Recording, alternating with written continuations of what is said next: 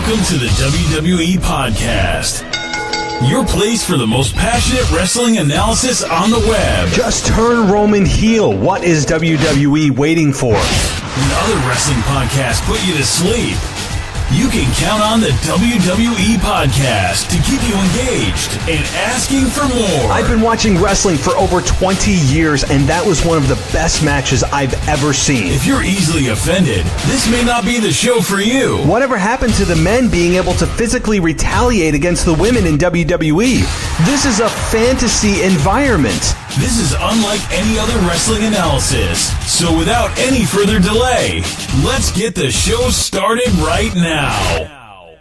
Hey guys, welcome to the WWE Podcast. It is Wednesday, November 14th, 2018. Thanks for giving me a listen, and I appreciate all of you who have provided feedback and given me a rate and review on the Apple Podcasts app. It really is awesome, and those of you who are checking me out on Patreon and want exclusive content and a lot more ad-free stuff, do appreciate that as well. And it's a great place to go if you like this show and you want exclusive stuff and you hate ads. We all hate those ads, right? I pay extra on Hulu because I don't want to see the ads. It's just convenience. It's a pain in the ass, right? So thank you guys for joining me. Today is a bit different. Typically, I would give you my thoughts on Raw and SmackDown and go into my typical analysis, but I have a guest today, and his name is James Ludeman, and he is from Florida and a fellow wrestling fanatic, fan for life. We are chatting about WWE. We're chatting about what brought us to wrestling. We chatted about today's product. We chatted about, obviously, Ronda and Becky, which took up a lot of the show, but had some great comments from him and a great conversation. And so I really encourage you to stay tuned for that. There's a lot of good content there.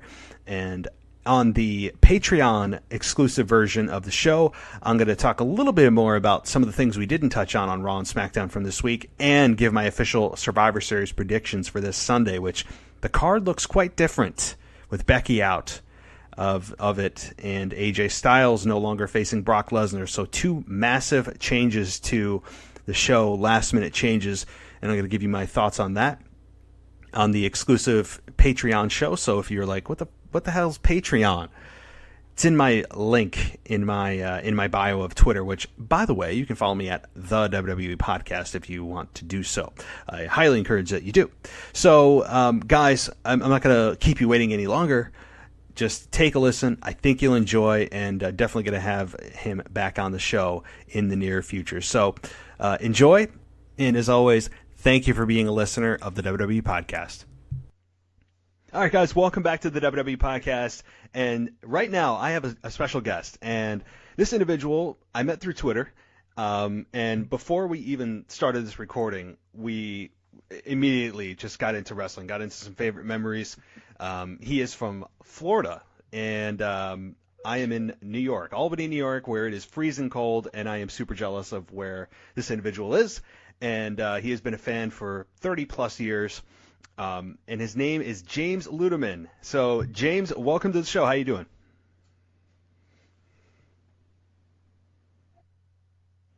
You there, James? Yes, I'm No. here. Sorry.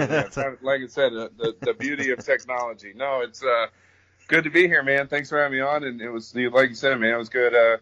Good conversation there in the beginning, and definitely good to be here. I love the podcast, so this is a cool opportunity, man. I love it. Hey, no, it's awesome to have you on here. I've been looking to try to find some new voices on the show, and it sounds like you'll be a great addition for this episode, and I'm looking forward to our conversation.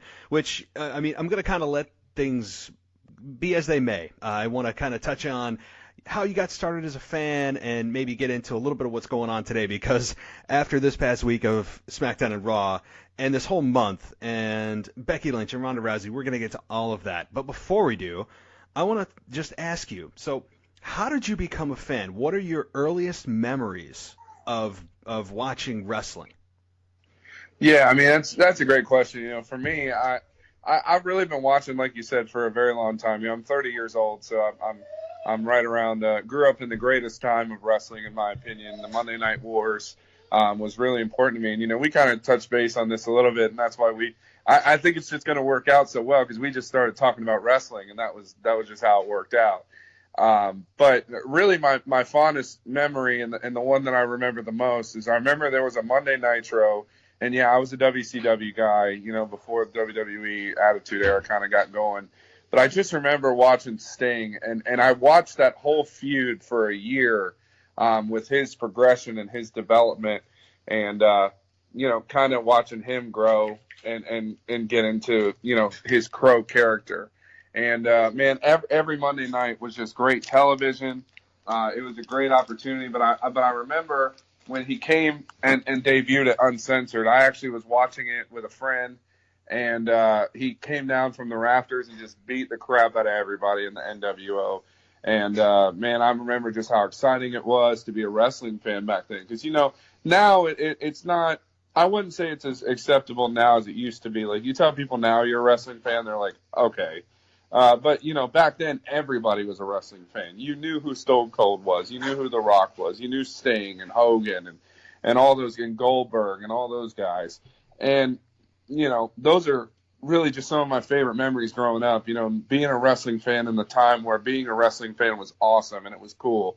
And I kind of miss those days, but I know those days are few and far between now. But I feel like, I know we're going to talk about this, but I feel like Becky Lynch is making it okay to be a wrestling fan again.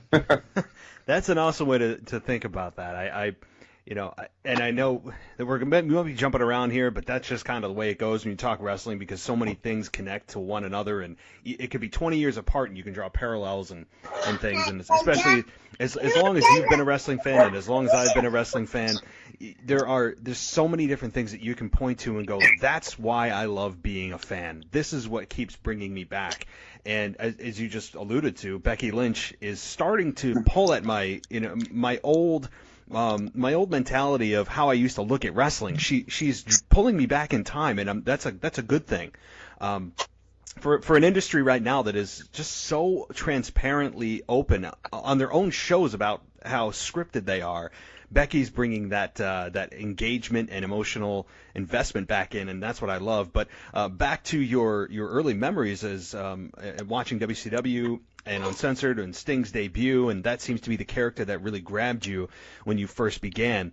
Now we mentioned this off the air that you remember specifically that night when Tony Schiavone was on WCW and on commentary, and he tried to foil the Mick Foley WWE title win for the first time, and ended up infamously backfiring on WCW. That turned the tide of the war.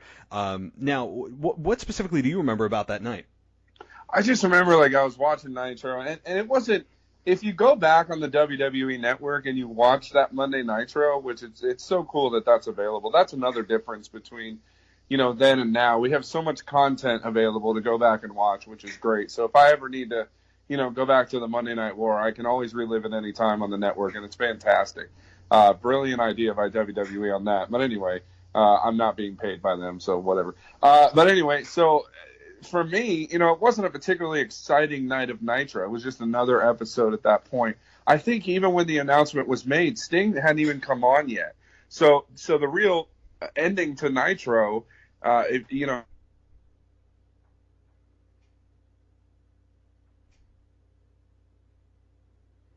their world title. That ought to put some butts in the seats. And little did Eric Bischoff, who made the call to say that to Tony Schiavone, little did they know that did put butts in the seats, and it also made cable viewers turn channels, and I don't think they were really expecting that. So I thought that for me was a huge and crucial point to just to the Monday Night War in general. If you notice, I think you mentioned it earlier. That's when things really started to kind of turn in WWE's favor at that point, and they never really looked back after that. But yeah, I'll never forget that. And then watching that moment when Mick Foley won the world title and the WWE Championship at that point, with DX out there and Stone Cold coming to just stick it right to Vince, and that was the beginning of just some amazing things that they did going forward for the next, however long it was, 5 years after that, or 3 or 4 years after that. So that's specifically kind of what I remember about it. Yeah, I mean, I can't ever say that I was a WCW guy. I would flip occasionally back and forth, and there's not taking anything away from WCW. I mean, at their peak, they crushed WWE for 80 some weeks. I can't remember the exact number. And until that time when Mick Foley won the WWE Championship, WCW was dominating. And my first memories go back to 1997 at Bad Blood with Undertaker and Shawn Michaels. That's the very first one, the very first feud that really grabbed me. And being, let's see, 1997, I'm 33, so I was 12 years old, barely 13, almost into my teen years. So yeah, I was 9 years old. Yeah, I was 9 years old when that happened. I do remember watching that match, the Hell in a Cell, and it was. I still think it's one of the top, probably 3 or 4 that have been out there.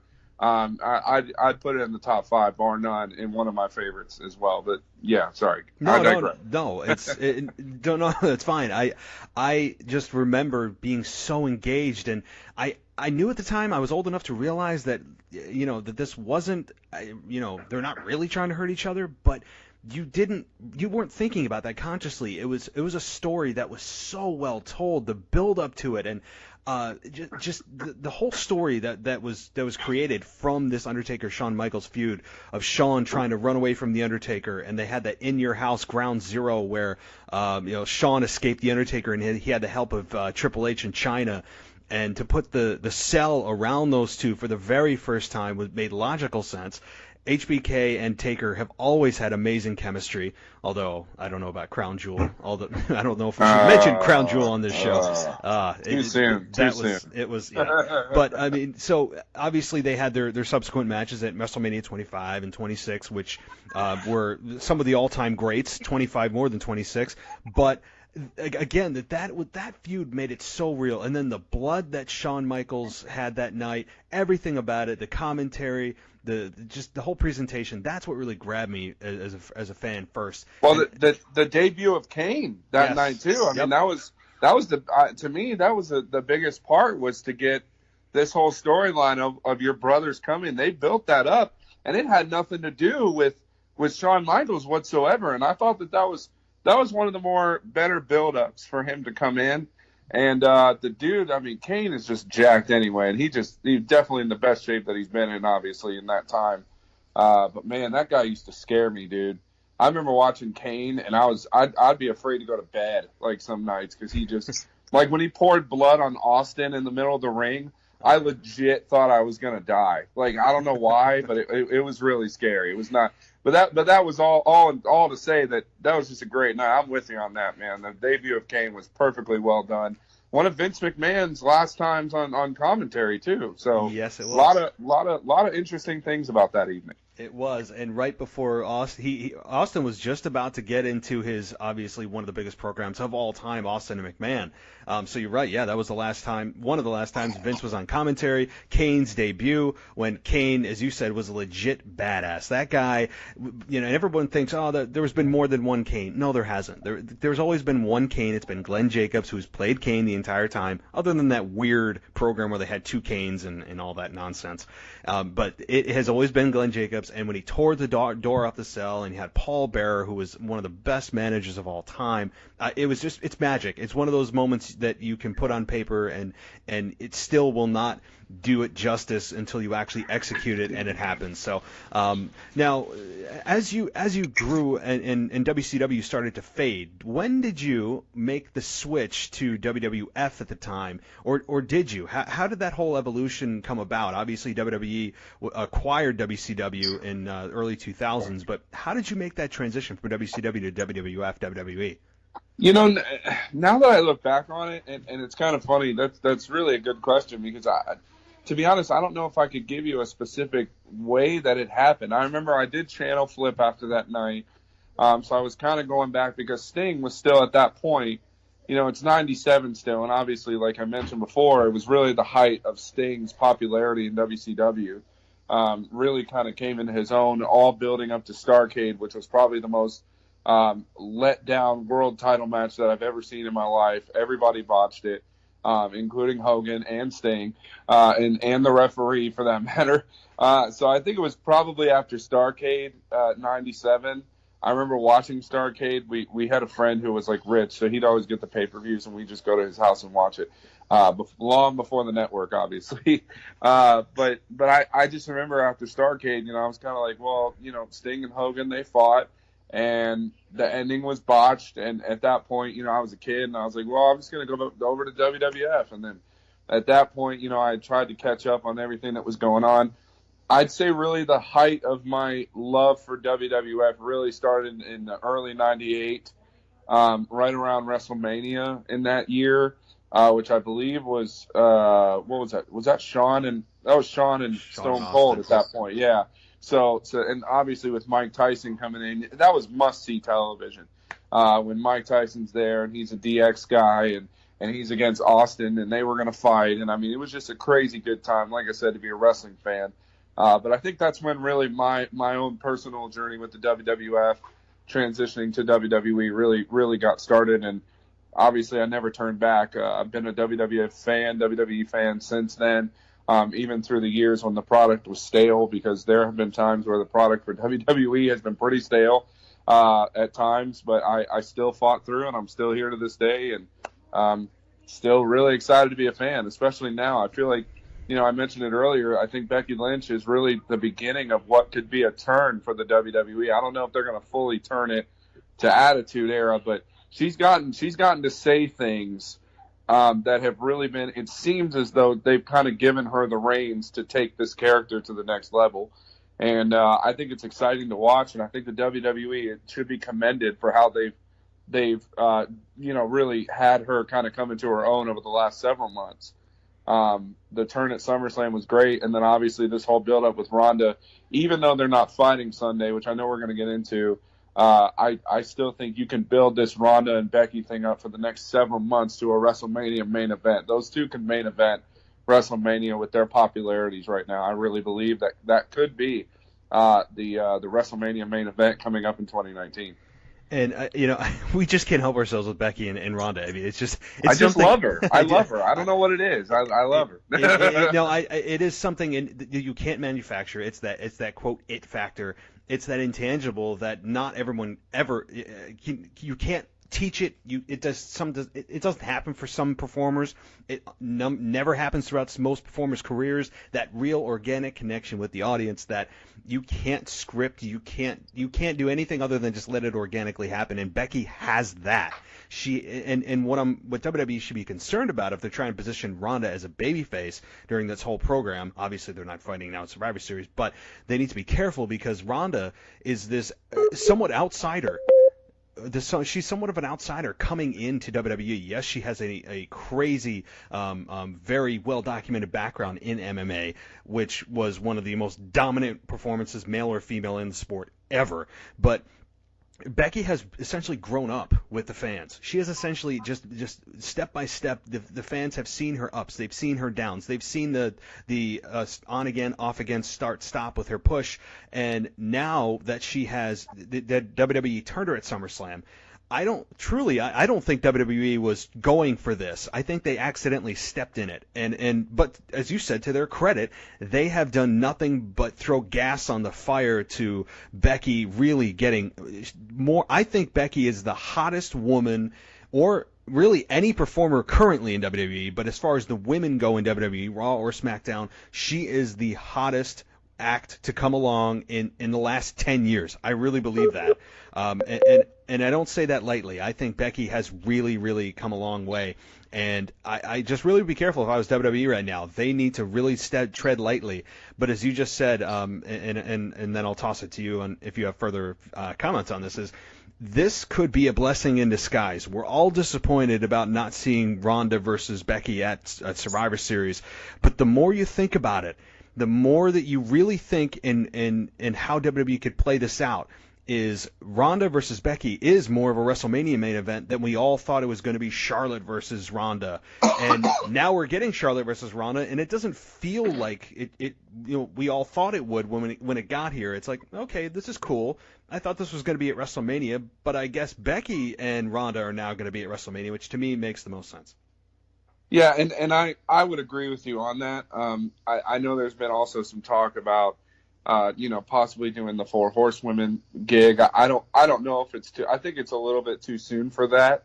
I think you can definitely do that main event and any other pay-per-view next year, and I still think you would get a great reception to that. But going back to what you said about the Becky and Ronda this week, you know why I think it kind of feels a little lackluster? This is just my opinion on this. Because we have all put our heart into this buildup. I mean, you look at this buildup, and this has been a very short buildup. I mean, you got to think, Charlotte and Becky just came off of this really high-octane feud where we weren't sure how it was going to turn out, but they really, both of them, to their credit, at Evolution just tore it down. I mean, it literally could be match of the year. I think really there hasn't been another match that has been at that caliber this year. I think it's one of the top ones. Now, the other thing about this, too, like I said, once Becky was kind of tooling toward Ronda after Evolution, you start to really see these two say, okay, well, this is kind of interesting now, because now Becky is they were trying to push her as a heel, and it didn't work. And she knew it didn't work. WWE knew it didn't work, so they just said, just go do what you got to do. And really gave her the reins. And I think that's the great part about this, is that it reminds me of that Attitude Era. Vince Russo had Vince McMahon to run his ideas through, but Vince Russo also encouraged superstars to carry their own weight, to get into their own persona, to give their own advice, to say what they want to say to a certain degree. I think DX was the only one that really got away with just saying whatever they wanted to say, but everybody wanted it that way. Becky is kind of one of those people. She can say what she wants. I don't know if you saw earlier today, but Nia Jax went on and said, how come nobody's asked me about my hand? And Becky just ripped into her.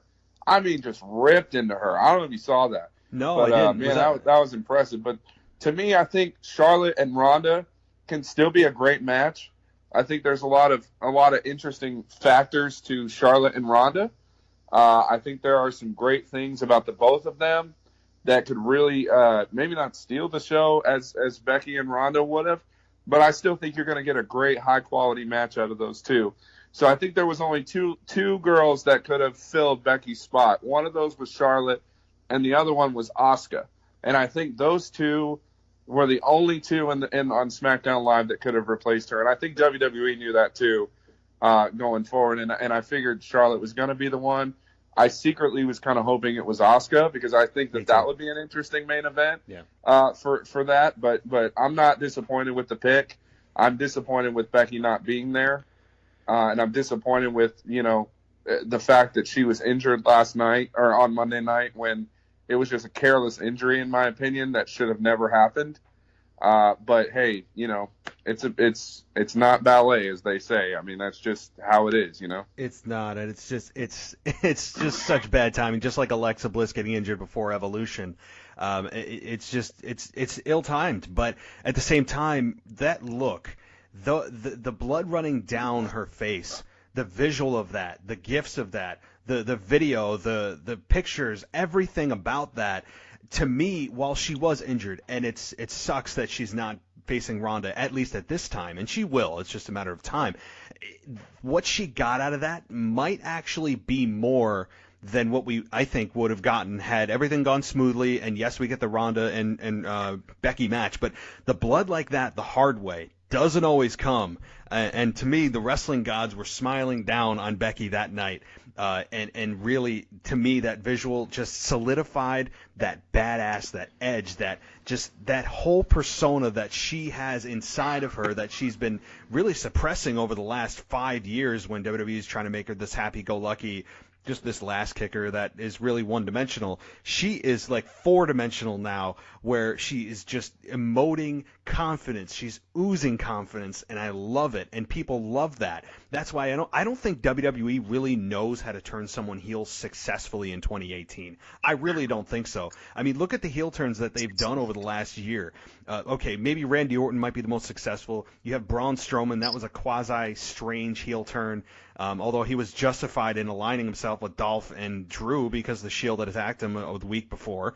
So I don't see that WWE really understands the psychology of how to turn someone heel and make the people hate them. It's hard. And when you have a badass like Becky who's gone on this journey and the fans have wanted to see her in this position for so damn long, and they love that edge that she now has, there's no turning back. To me, it's all gas from here on out. And like you just said, I would have loved to have seen Asuka too. If I was in that position, I thought they would have picked Asuka. It's what they tried to do with Becky. Right. They tried to turn her heel, and the crowd knew they weren't going to have that, so they're going to cheer her. They're going to cheer guys who are supposed to be heels like Kevin Owens, Braun Strowman, these guys. The only heel I think is really, if there's one heel right now, it's Brock Lesnar. Yep. That's the only heel that I think is really out there, and that's a recent thing. That's not that is not a. I think when Roman Reigns went down, and that was, I'm gonna tell you, that was one of the most emotional segments of Raw I've ever watched. I got to watch Jim Duggan's speech on WCW when he came out and said he had cancer and he was fighting that and he would take some time away. But man, Roman Reigns, as much as you want to boo the guy, just you got to appreciate what he did and the way he did it. And kudos really to him, and hopefully he has a speedy recovery in this, because I know this is just such a crazy time for him, obviously. But but here's the thing: to me, you try to turn these guys heel. If the crowd doesn't want it, they're not going to do it. And if WWE tries to shove it down your throat, it doesn't matter. It's whatever the crowd wants you to do. So it's just like when they tried to do this with Becky. Becky said in an interview, she's like, "Listen, the WWE tried to get me to be heel." And the crowd said, "We're not buying it. We're going to cheer you because you've been messed up. You've been screwed over many times out of title matches, Money in the Bank matches. 2 years in a row, she was on the ladder about to win Money in the Bank, and something happened. James Ellsworth or whoever. So, I mean, it's just a situation where to take a line from the late, great Owen Hart, I'm tired of this, and I'm not going to take it anymore. It's just not going to happen. So I'm proud of WWE for the way that they've handled this Becky situation. You're right, they kind of stepped into it. But I think Becky has taken this to just a level that, you're right, they never thought was possible. And so kudos to her. And I guess now the next guy they're going to try to do this heel turn for is Daniel Bryan. And I think that they might have executed that very well on SmackDown. And that's the next thing I wanted to talk about. But before we get into that, I just want to wrap up this Becky situation and touch a little bit on Roman, because as much as and if anybody's listening to my show, like I am super, I love Roman Reigns, just not in the position and the way he was casted as a babyface. To me, it made no sense. And the fact that Vince McMahon has fought it for 4 years made absolutely zero sense to me. And it frustrated me for years and years and years. But obviously having him come out and say he has leukemia it immediately it brings you back to humanity and brings you back to just, this is a person with a real family, and it immediately makes you relate with the guy. So to me, the guy got over in about 10 minutes that WWE was trying to accomplish in 4 years. And it was sad that it had to be leukemia for the reason that got him over with the fans that were booing him for years. But the fact that he did that, and I think, to me, when he comes back, and let's all hope it's when he comes back, this guy's going to get a massive pop. If it's years from now, even a year or two from now, it's going to be a mega story, and this guy's going to the roof is going to get blown off the place of wherever he returns. I mean, let's be honest, because it's a great feel-good story. I mean, and it's a real story. It's not manufactured. So that's my thought on Roman Reigns. But getting back to Becky Lynch, this to me is something that doesn't come along often. What Becky Lynch is going through right now is I would say a couple times every 3-4 years that this kind of thing happens. I think the last real feeling that I had for a wrestler that felt just not scripted, and as you said, she feels like she's just saying whatever she wants, and I think to some extent she is. I think the last parallel you could draw is CM Punk, when he was with the WWE, and the fans organically was just drawn to him after he had that, obviously, the infamous pipe bomb in Vegas and all of that. Becky seemed to have turned on a dime in a similar way, obviously not with a promo, but it feels like that. It feels like that, and she's got something that not many people get in their careers, and I'm looking forward to. You just want to watch SmackDown and you want to watch Raw because you want to see what she's going to do. And no disrespect for the women, but let's be honest. Up until this women's revolution, women's wrestling was a joke. So the fact that I'm watching wrestling and watching Raw and watching SmackDown to see Becky Lynch and what she's going to do next and who she's going to beat up or what she's going to say, that's really astonishing when you think about it from where women's wrestling was. Yeah, I agree, man. I'm totally all in with you on that. I think especially she makes SmackDown fun. I mean, it's Raw is kind of I don't know how to describe Raw. I don't know if it's just too long. I don't know because I know there's a lot of talent on Raw, and there are the women's division on Raw is I think stronger than the women's division on SmackDown. Because outside of Charlotte and Becky, there really isn't a whole lot of substance. Well, maybe Asuka also. There isn't really a whole lot of substance outside of that. But, I mean, if you're looking at the Raw brand, Nia Jax, Tamina, Ember Moon, who's really needs to kind of, I think, get a better push. I was very disappointed with how they handled her against Nia, but they're doing this whole – I don't know if they're setting up for tag team championships for the women. I feel like that's going to happen down the line, and maybe this is why Nia and Tamina are partnering up now. But, there's Sasha Banks, Bayley, Mickie James, Alexa. I mean, really the Raw roster is just stacked with women. And so for Becky to really be the man, literally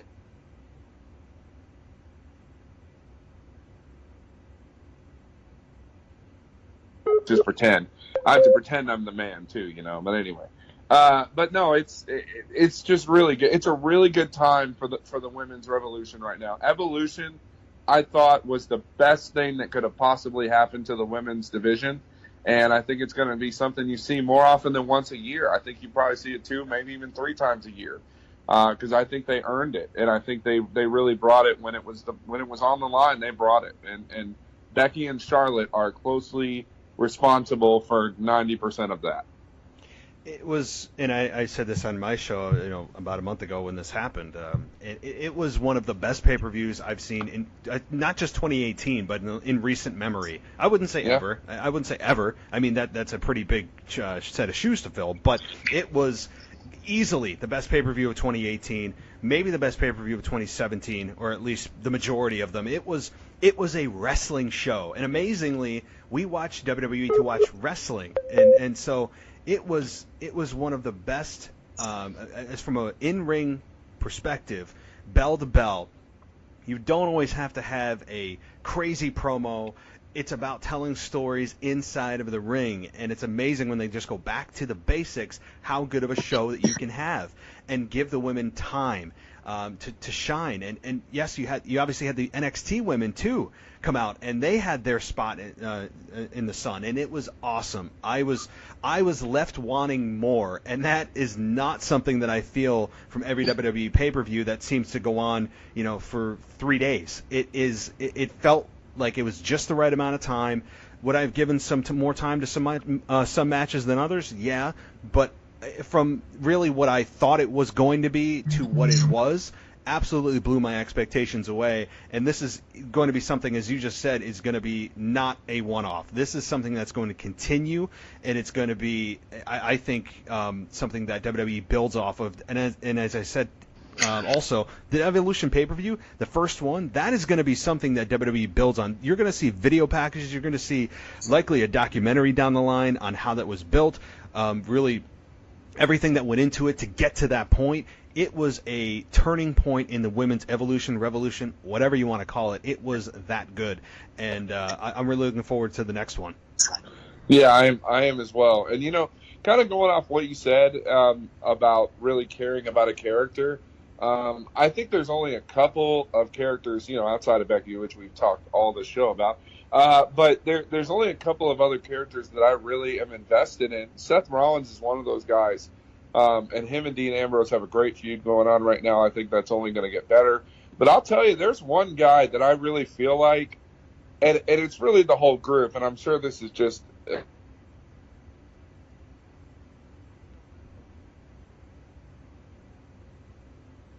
Hold on, did it cut it? There we go. I really believe in my heart that Adam Cole could be the future of this business. And I'm telling you, Undisputed Era, I love every second of it. I've seen them, and I have the benefit of living in Florida, so I'm able to go to live shows here for NXT. Dude, I'm telling you, there's nobody better. On the mic right now in NXT, just a guy who is compelling, a guy who you never know what he's going to do next. Adam Cole in the Undisputed Era, I think, could literally be something that changes the whole landscape of WWE when they get called up. And they may not get called up. According to, Triple H tweeted out in an interview, he actually said, NXT is kind of becoming a third brand. There may be guys who just stay there just because it's really kind of come into its own and developed in such a crazy way that I don't think Triple H ever foresaw it getting as big as it has. That's another thing. War Games is this weekend. Undisputed Era is in a big match. I really, I just enjoy every second. I enjoy every second of Undisputed Era. I love Adam Cole, man. There's no question about it. And I listened to that media call that Triple H did with some of the larger journalists in the wrestling industry, and he just mentioned exactly what you just said, and he tweeted it out too, that NXT isn't just, and may not be, although it still will be, I think, simultaneously, not just a breeding ground or a funnel just to grow these individuals, and then when they're ready, just pull them out and then stick them on the main roster. Because as we've seen, that doesn't always work out the best. And if they want to build NXT to a higher level, you want to keep these stars so that when you see NXT, you don't just go, oh, well, yeah, they're starting to really gain traction, and I'm really liking what they're doing, just as you said with Adam Cole in the Undisputed Era, that you associate that. You associate stars with NXT, not just a breeding ground when, they develop long enough and big enough, and Triple H says, yeah, they're going to go, and Vince says they're going to go, stick them on SmackDown Live or Raw. I mean, think about what they did with, who was it? Who was that first call-up? Apollo Crews, who really, he burst on the scene. He's in great shape. I think they really brought him up too soon. I really believe that's the case. You could even make a case for Nia Jax coming up too soon, who has injured. No, I'm with you on that. Way too soon, in my opinion. Yeah, yes, she's got a good presence, and she looks different, and she isn't like most girls, as her theme song says, and I get all that, and that's a nice persona to have, but man, she's putting the safety of the performers at risk multiple times. This isn't something that's happened once or twice. This is something that's happened several times over the last few months, and now injuring one of the hottest stars in WWE. It's a liability right now with Nia Jax, and do they throw her down to developmental and put her there for a few months? I don't know what the answer is, but the point is that I'm trying to make, NXT, as you just said, I think it would benefit them to look at that as a third brand. And if you want to bring people up to SmackDown and Raw, I think you can do it. But I think you need to do things simultaneously. You can bring people up, but you can also build the brand and keep guys there to really elevate the NXT vision as a whole. Yeah, I'm with you on that. I agree, and I think I would even go as far as to say that some of the talent would prefer it that way. I think some of the talent would really like to stay in NXT and really kind of build that up. And, I think, honestly, Adam Cole might be one of those guys that I think you call up eventually, because I think he's really got it. I think he's got that it factor that we talked about. I think he could really be a big deal in the company with WWE. And I think, there's a couple other guys that could do it too.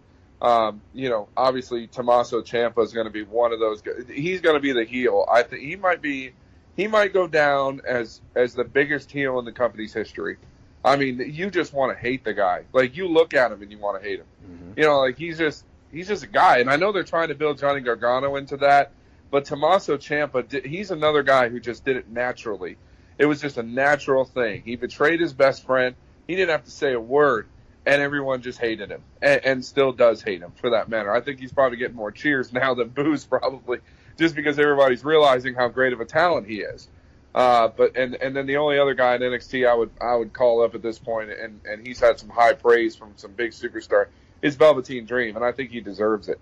To see him come off of Tough Enough, and build. You know, I've seen his persona change two or three times because he wrestles here locally. With NXT, they travel to different cities here in Florida. So, like I said, I have that really awesome benefit of that. But, man, to see him get into this Velveteen Dream character and have these quality matches with these guys, he's going to have a great match against Ciampa this Saturday. I think it's going to be one of the matches of the night, if not the match of the night. It could very well be that. Those two guys could steal the show easily. No question. I'm really looking forward to it. That's what I love about NXT, too. I mean, number one, these guys are all really young, and some guys are not always made for the main roster, if that's what you want to call Raw and SmackDown, and that's fine. That's not such a bad thing. And as I said, they're young too, so they've got a lot of time to grow. And that very well could be the match of the night. If I was going to be a betting man, I'm not, but if I was, that would be my pick as far as on paper what looks like to be the match of the night. And you know, I've only been to one NXT show, at least locally. They don't come to Albany too often. You know, they're about 10 minutes from my house, but that's a wrestling show. And as I said about Evolution, that was widely praised. Why? Because they did an awesome job inside the ring. NXT, it's got a similar format of, there's storytelling. They do have promos. Of course, you need that. I'm not saying to just, be mimes and come out there and just wrestle a match and don't speak a word. But I think WWE relies a lot too often on the backstage skits, on bad comedy, on just 20-minute long-winded promos that are going to open Raw in some form or fashion. And it's that same formula. And it sometimes becomes a little predictable, and you kind of get a feeling of how everything's going to get set up and all that. NXT feels like it's almost what's old is new again, and that's what I love about NXT. It's back to the roots of what made wrestling, and that's why I think it's become so successful, especially from the hardcore fans' perspective who are clamoring for the days of old. You're kind of getting that. I mean, there's no blood, guts, gore, sex, and all of that accompany TV 14, and I don't think WWE is going to go back to that point. I mean, my God, they would lose the 4,000 charities that they love to promote every month, and all of their Make-A-Wish and all of that. That would go right down the drain. You'd have sponsors freaking out in such a PC-sensitive world. It's not going to happen. But they're bringing back what they can and leaving out the stuff that I think would push them over that rating. I mean, you're just taking the good parts and leaving out the stuff that would I think be a negative in the view of minds of many shareholders. So now I just kind of want to wrap this up, and we touched on this quickly with Daniel Bryan, and that is his heel turn, which, as you said, was successfully done. And I think it was probably the best outcome that they could have had, as far as if that's their goal. Do I agree with the Daniel Bryan heel turn? I don't know yet. If you had asked me before it happened, I would have said, no, that's stupid. Daniel Bryan's over. But he's not over to the level that he was when he won at WrestleMania 30. He has kind of felt like he's treaded water. He doesn't have that same vibe to him. He's kind of been in that upper mid-tier for the last few months since his return. So I'm okay with it. And so far, I would say, so far so good with his heel turn. I like the body language that Daniel Bryan has presented. He's got a different look in his eye when he turned on AJ and then he beat him after the match and beat him down. That felt different, and I'm open to seeing Daniel Bryan as a heel because I've never seen it before. At least prior to getting kicked in the face by Sheamus and having that infamous 7-second match at WrestleMania 29, I believe. Oh, jeez, yeah. What a terrible match. Yeah. Stupid AJ Lee. Anyway, no, I'm with you. I was a little skeptical at first when he kicked him, in the gonads, which poor AJ Styles never going to have another kid again, apparently. Poor guy. But when it first happened, I was not going to lie. I was kind of in shock. I wasn't expecting them to do it this soon. They already put the seed in a few weeks ago when Miz became co-captain. And you could see it bothered him, bothered Daniel Bryan. And then you saw it the week before that. And then, obviously he comes out and he's got this new kind of hatred a little bit toward AJ Styles, which isn't new, but Paul Heyman kind of really started that whole thing. But then you get to the end of the match. And I think the part where it really sold me was when he came back to him and just started kicking him in the head. Mm-hmm. And for some reason, I just looked at that and said, wow, this is it. This is where you thought he was popular before as a heel. I think he could go really well with this. And here's another thing you got to take into perspective. Brie, who was facing Ronda Rousey, Brie Bella, who was, facing Ronda Rousey, she was a heel against Ronda. So now, if you were to pair up Daniel and Brie as a heel couple, kind of like Miz and Maurice was, but I think you would get a little bit more out of Daniel and Brie. But just Daniel by himself, based on what happened last night, I think the WWE could very well have a heel star in their hands. Daniel Bryan is already a star. He is a star around the world. Everybody loves him. I don't think that's going to change. However, I think at this moment in time, you will see a very good reception to this heel turn for him, in my opinion. Now, the only thing that I don't like about this is that we've spent the last 3 weeks building up AJ and Brock. And I really was looking forward to AJ and Brock and Becky and Ronda. So now it's two of the matches I really was looking forward to that are completely different than what they were a week ago. But I think it's still going to be a good match. I'm a little bit scared for Daniel with his neck injuries. I don't know how Brock's going to do with that. I don't know how Daniel's going to do with that. But if he can come in and get, he's not going to beat Brock. I thought AJ was going to beat Brock, and I thought Becky was going to beat Ronda. But now I think Ronda will more than likely win unless there's shenanigans, which could very well happen. And then, I think Brock is gonna beat Daniel. I think Daniel will get some offense in, but I think Daniel's storyline is obviously going to take place after this, which you're going to see a TLC match more than likely against AJ Styles in December, because that's the next pay-per-view coming out. Yeah, I thought about that too when Daniel turned heel. I'm like, wow, has his wife been in his ear? I mean, now that they're kind of on the same page, being both heels. And so, yeah, could they team up? Absolutely. I mean, that makes sense now, storyline-wise. They're both heels. They can do it. But kind of piggybacking on what you said about AJ and Brock, yes, we've seen it before. We saw it last year. I thought it was a pretty good match. Didn't blow me away, but I thought it was solid last year. And, they had me excited for AJ Brock 2. AJ had said now that that was 371 days ago or whatever. I'm better at submitting guys than I was, and basically saying he's improved. And I was looking forward to it because you had a clear-cut face, you had a clear-cut heel. Now Daniel Bryan just turned heel, but Brock is also heel. So I don't know how they're going to present this match. I mean, still on paper, I guess Daniel Bryan is the underdog, and you're going to cheer for the underdog just because he's, a fraction of the size of Brock. So maybe that's how they present this match. It's just a weird dynamic. We all, thought about, we've never seen Brock and we've never seen Bryan. And maybe WWE is like, hey, we haven't seen this match before. The WWE the universe has already seen AJ and Brock. We saw it last year. We can't have the same main event for the second year in a row, and we don't know if Brock's going to be here next year. Daniel Bryan's health is, sometimes up in the air with his neck injury and his concussion. So I think that maybe they're like, let's pull the trigger on it because we may not get another opportunity to ever have this match. So I think that factored into it, but I was really, really looking forward to AJ and Brock just because of I know that AJ can go. Brock's matches are always one to really sit back and you just never know what the hell you're going to get. I mean, you really don't. It's, the whole disaster he had at Crown Jewel with Braun Strowman was just 5 F5s. It was, I don't even know if I want to get into that, but the point is that Brock's matches are very unique. They're not like anybody else's matches. It's almost as if he tries to come in and just get paid to do as little work as possible. And if they're trying to do that for his heel character, then great. I think that works. But with Daniel Bryan, I don't think they can do that. They need to make this at least 10 minutes or so. And I'm very curious to see the psychology of this match, of how this evolves, and does anyone else get involved?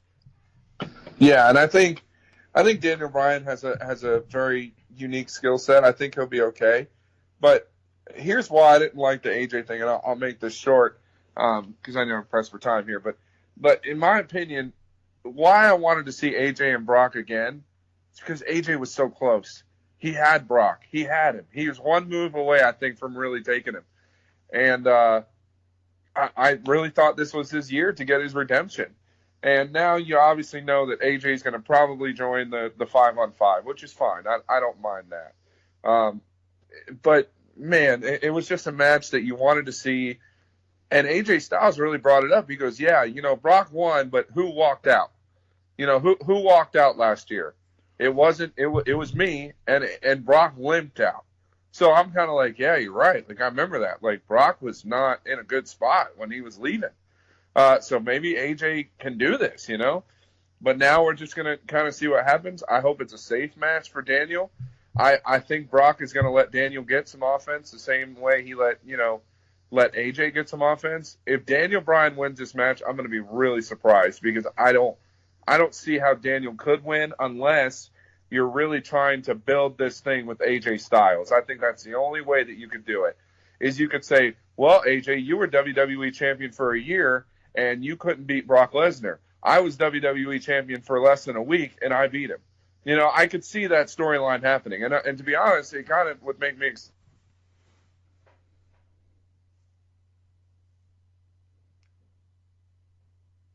you could build on that, but if Brock were to lose this match Sunday, I would be very, very surprised. I don't see it happening. I think ultimately Vince is just opening his wallet because Roman Reigns is out, and I think he's thinking, we need somebody as a placeholder while we build other guys, and I think they're just at a kind of a gentleman's agreement with Brock Lesnar. Obviously, they're probably paying him as they need him. I don't think they have a long-term vision with Brock. They're just kind of like filling the holes with Brock Lesnar when they need to. I don't think that this Universal title reign is going to last long. I think we all expect it to end at TLC, and I think that's where it will and should end. I don't need another year-and-a-half reign of Brock Lesnar not showing up, the Universal title not showing up, just so he could say he's a two-sport champion at the same time when he goes back to UFC. I don't need any of that. But, yeah, I'm always concerned when I see Daniel Bryan in the ring now, because what you're thinking is, okay, he's clear to return, but man, one wrong bump, one wrong move, one wrong turn, one miscalculation, and this guy's back on the shelf, and probably back on the shelf for good. And I don't want to look at it that way, that I'm always concerned about his actual health and well-being, but I can't help it. And especially when you're in there with a guy like Brock, who, is admittedly, I think he does work a safe but very stiff, powerful style. I'm still concerned about Daniel Bryan's safety in this match, and I'm still going to look forward to it. But they pulled the rug out from under me, and I still would vote for Brock versus AJ if I was in charge. So, listen, James, it has been a pleasure to speak with you. And before I let you go, if you have any last comments, and let everyone know where they can find you on Twitter. Yeah, you can find me on Twitter at James Ludeman, JamesLudeman.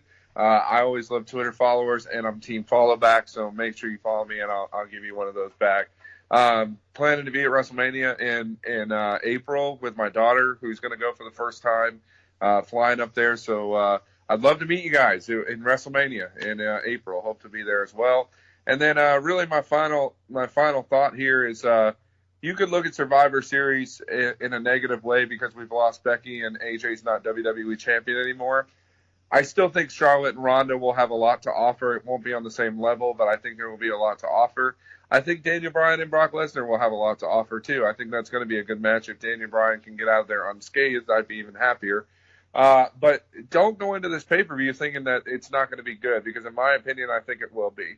It may not be the best pay-per-view of the year, as I thought it would be a week ago, but I think it's going to be a solid pay-per-view, and you're going to have some pretty good matches and some pretty good talent on there. So make sure you check that out. And as always, thank you just for having me on, man. I appreciate that, and looking forward to just being able to mingle and have conversation with you guys going forward. Yeah, definitely. We will have to do this again.